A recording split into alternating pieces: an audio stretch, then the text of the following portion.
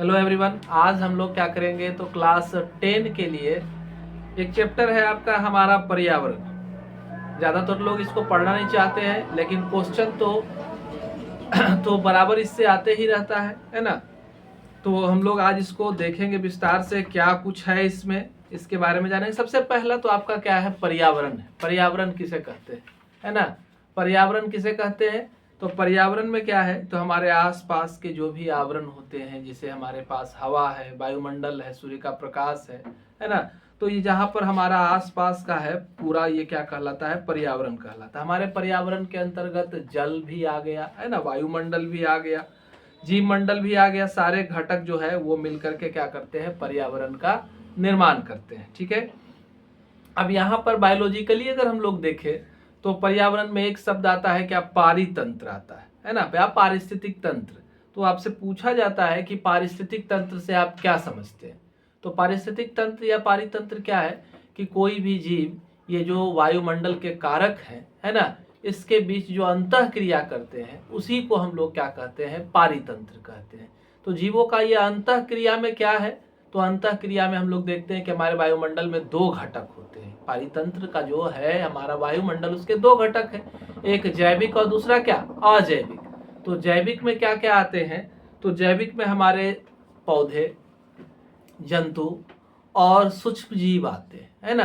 तो ये तीन हमारे आते हैं किसमें, जैविक घटक में। और अजैविक घटक में कौन कौन आते हैं, तो हमारा तापमान हो गया, सूर्य का प्रकाश है, नमी, आर्द्रता जो भी है, ये सब हमारा किस में आ जाएगा, तो अजैविक घटक में आ जाएगा। तो हमारा कहना यही है कि पारितंत्र को हम डिफाइन करते हुए लिख सकते हैं कि पारितंत्र के जैविक अजैविक घटक के बीच जो अंतः क्रिया होती है ना, जीवों के, उसी को हम लोग क्या कहते हैं, पारिस्थितिक तंत्र कहते हैं, पारितंत्र कहते हैं। तो दो घटक को हम लोग समझे। ठीक है।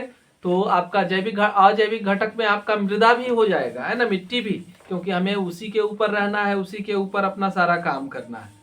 तो ये सारा हो गया। इसके अलावा क्या है, पारितंत्र की संरचना में हम लोग अब इसी को पूरा जानेंगे, समझेंगे, है ना।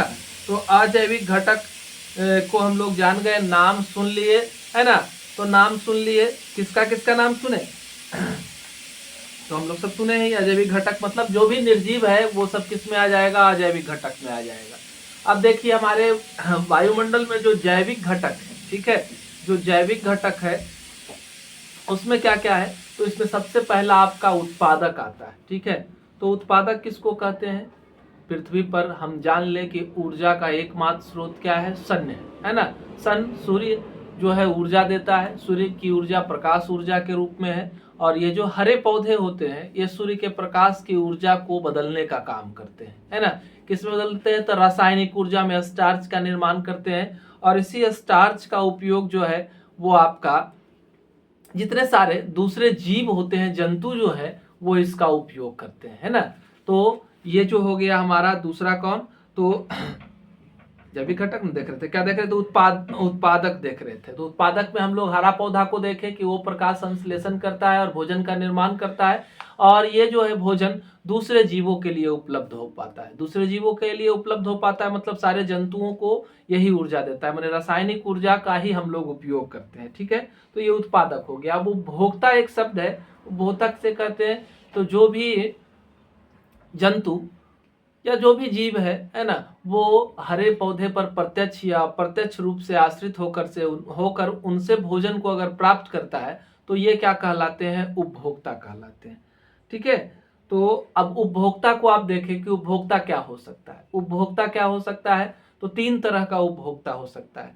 पहला है प्राथमिक उपभोक्ता। प्राथमिक उपभोक्ता किसे कहते हैं, तो जो डायरेक्टली क्या करता है, तो पौधे को खाता है ना। जो पौधे को खाएगा वो क्या कहलाएगा, प्राथमिक उपभोक्ता कहलाएगा। जैसे हिरन हो गया आपका, है ना, ग्रास ऊपर हो गया। और क्या हो सकता है, तो ग्रास ऊपर के अलावा आपका बहुत सारा जीव, हरा पौधा, जैसे खरगोश हो गया, है ना। तो ये सब शाकाहारी जंतु जो है वो प्राथमिक उपभोक्ता में आएंगे। और उसके बाद आता है नंबर द्वितीयक उपभोक्ता। द्वितीयक उपभोक्ता में कौन आते हैं, तो द्वितीयक उपभोक्ता में जो शाकाहारी जंतुओं को खाते हैं वो कौन कहलाएंगे, द्वितीयक उपभोक्ता कहलाएंगे, है ना।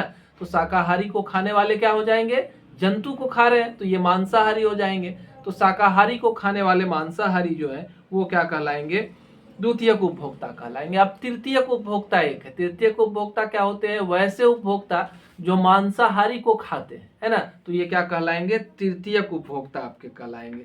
तो ये तो क्लियर है ना, उपभोक्ता क्लियर हो गया।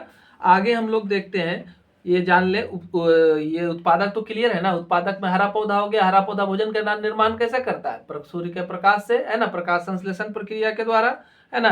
सिर्फ सूर्य का प्रकाश ही नहीं चाहिए उनको जल भी चाहिए, क्लोरोफिल की उपस्थिति भी चाहिए, है ना, और सूर्य का प्रकाश तो चाहिए ही चाहिए। एक और घट गया, क्या घटा? तो कार्बन डाइऑक्साइड आपका चाहिए। ये इतना इसको उपलब्ध हो पाएगा तो वो प्रकाश संश्लेषण को कर पाएंगे, स्टार्च का निर्माण कर पाएंगे। ठीक है। अब ये तीसरा बचा है एक हमारा, क्या? अपघटन करता। अपघटन करता किसको कहते हैं? तो जैसे जंतु है या पौधा है ना, तो दोनों का शरीर अगर खत्म होगा, नष्ट होगा, तो उसके अंदर तो पोषक तत्व भरे हुए हैं। उन पोषक तत्व को वापस वायुमंडल में लाने का काम जो है ये अपघटन करता करते हैं, है ना।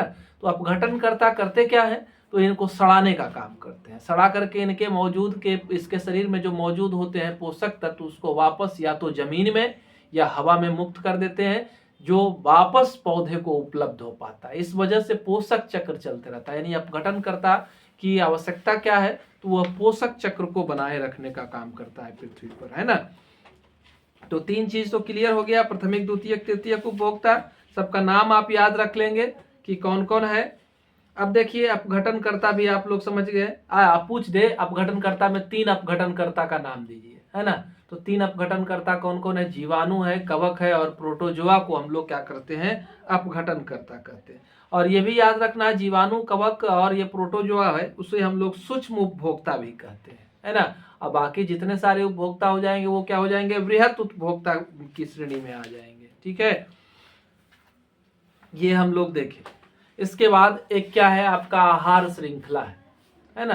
तो प्रकृति में क्या होते हैं? हम जानते हैं कि प्रकृति में हर जीव एक दूसरे पर आश्रित है। भोजन की प्राप्ति के लिए वो एक दूसरे पर क्या करता है? आश्रित होता है। जैसे आप देखिए सूर्य का प्रकाश है, सूर्य का प्रकाश मुक्त हुआ, उसको ग्रहण कौन किया? हरा पौधा किया।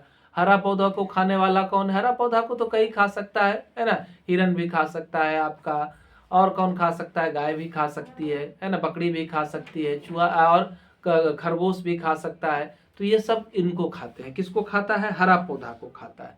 अब हरा पौधा से आगे अगर हम लोग चलते हैं तो हरा पौधा को खाने वाला ये ग्रास ऊपर भी हो जाएगा, है ना।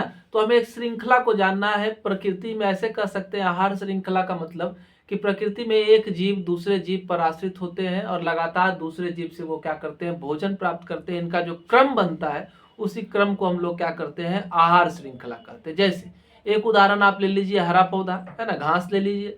घास को कौन खाया? ग्रास ऊपर, है ना। ग्रास ऊपर को कौन खा रहा है? तो ग्रास ऊपर को मेढक खा रहा है। और मेढक को कौन खा रहा है? मेढक को खाने वाला कौन है? तो स्नेक को खाने वाला ईगल है ना। तो इस तरह से ये क्या बनता है? एक श्रृंखला का निर्माण होता है, जिसे हम लोग क्या कहते हैं? आहार श्रृंखला कहते हैं। ठीक है। उसके बाद हमारा क्या है? और भी बहुत सारे जगहों पर आहार श्रृंखला को, जलीय आहार श्रृंखला, मैदानी आहार श्रृंखला, है ना, और क्या है? मरुस्थलीय आहार श्रृंखला। इस तरह से कई सारे आहार श्रृंखलाओं को हम लोग देखेंगे, है ना। ओवरव्यू देखा जा रहा है, क्या कुछ आपको मिलेगा यहाँ, उसको हम लोग यहाँ जान पा रहे हैं। ठीक है। आगे है आहार जाल। ये भी याद रखना है कि आहार श्रृंखला जो है प्रकृति में पाई नहीं जाती, है ना। आहार श्रृंखला प्रकृति में पाई नहीं जाती है, हम लोग परिकल्पना करते हैं। क्योंकि कोई भी जीव के लिए अगर पृथ्वी पर भोजन स्रोत के रूप में अगर एक ही चीज उपलब्ध होगा तो उस जीव के जीवन पर संकट आ जाएगा, है ना। और वो जल्दी ही पृथ्वी से क्या हो जाएगा? गायब हो जाएगा। इसलिए जीव अल्टरनेट भोजन का स्रोत रखते हैं। तो यानी कि प्रकृति में जो होते हैं, एक चीज के लिए घास को खाने वाला सिर्फ ग्रास ऊपर नहीं है ना, और भी दूसरे जीव है। तो उसी तरह से ग्रास ऊपर को खाने वाला सिर्फ मेढक ही नहीं है, दूसरे अगर मेढक के अलावा एक ग्रास ऊपर छिपकली को मिलेगा तो छिपकली छोड़ देगा क्या, है ना। तो यानी भोजन का स्रोत जो है एक से ज्यादा होता है। और जब देखते हैं तो एक ढेर सारे आहार श्रृंखलाएं आपस में क्या हो जाती है? गुत्थम गुत्था हो जाती है। तो इस संरचना को हम लोग क्या कहते हैं? आहार जाल कहते हैं। याद रखना है कि प्रकृति में स्वतंत्र रूप से आहार जाल पाई जाती है, और आहार जाल की उपस्थिति की वजह से प्रकृति में क्या होते हैं? जीवों का अस्तित्व बना रहता है। संत प्रकृति प्रकृति संतुलित रहती है। अगर अभी तक आपने हमारे चैनल को सब्सक्राइब नहीं किया है तो सब्सक्राइब जरूर करेंगे, और वीडियो पसंद आए लाइक बटन दबाएंगे, कमेंट बॉक्स में कमेंट करेंगे। आज हम लोग इस चैप्टर में इतना ही देखेंगे, फिर हम अपने अगले वीडियो में देखेंगे।